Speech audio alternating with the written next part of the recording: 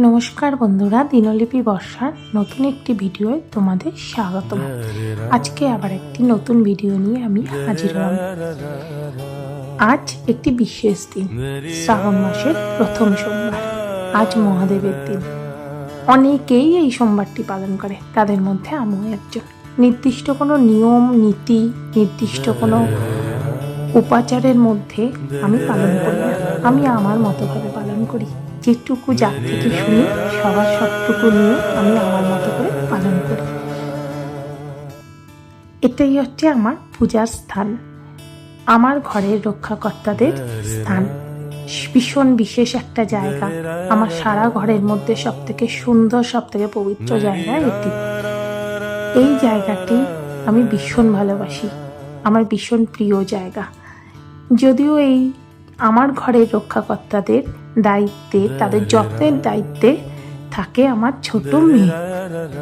যেহেতু আমাকে অফিস করতে হয়, তাই বেশিরভাগ দিনই ও পুজো দেয়।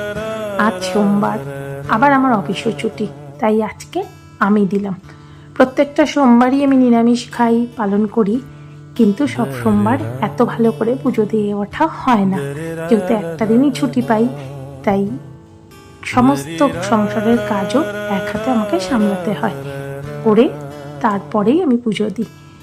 যাই হোক, আমার মেয়ের, আমার রক্ষাকর্তাদের যত্নের ভিডিও আমি কোনো একদিন তোমাদের সাথে শেয়ার করব।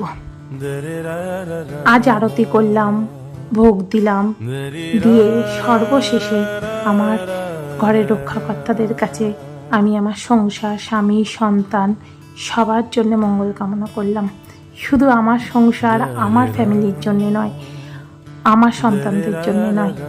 এরকম অনেক মানুষ আমার জীবনে আছে যারা নিঃস্বার্থে আমার জন্য করে, যাদের কোনো স্বার্থ নেই, আমার ভালো থাকার জন্য লড়াই করে। তারা আমাকে বিশ্বাস করে। আমি